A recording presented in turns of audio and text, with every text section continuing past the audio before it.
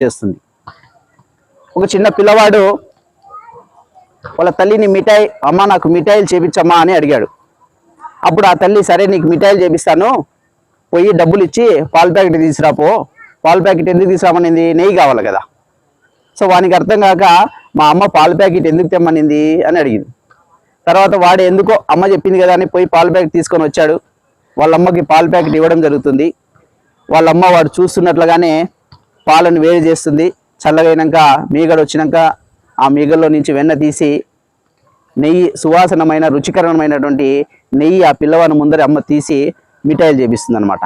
అంటే సమాజంలో మనం కూడా రోజు గంట సేపు పాటు శాఖలో ఏదైతే ఉంటామో, ఏమీ తెలియకోకుండా కేవలం శాఖలో వచ్చినటువంటి వాళ్ళు వ్యక్తి నిర్మాణం కోసం సువాసనమైనటువంటి నెయ్యి ఎలాగైతే బయటకు వస్తుందో, అలాగే రాష్ట్రీయ స్వయం సేవక్ గంట సేపు పాటు ఏదైతే శాఖలో మనం రోజు వచ్చినట్లయితే నెయ్యి లాంటి ఒక హిందువు బయటికి వస్తాడు, ఒక వ్యక్తి నిర్మాణం జరుగుతుందనే ఉద్దేశంలో రాష్ట్రీయ స్వయం సేవక్ ముందుకు వెళ్తుంటుంది.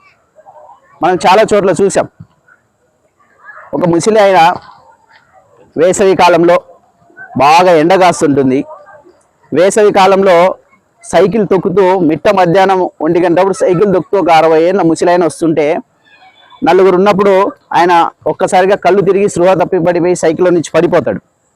పడిపోయినప్పుడు అక్కడ ఉన్నటువంటి నలుగురు ఆ ముసలాయన దగ్గరికి వచ్చేసి పడిపోయినటువంటి సైకిల్ ఒకరు ఎత్తుతున్నారు, ఇంకొకరు బ్యాలెన్స్ సొట్టపోయింటే ఒకరు సరి చేస్తున్నారు, ఇంకొకరు తల మీద దుమ్ము అంతా పడింటే దుమ్ము ఒకరు తుడిసేస్తున్నారు, ఇంకొకరు షర్టుకు బటన్లు పోయింటే బటన్లు వేస్తున్నారు.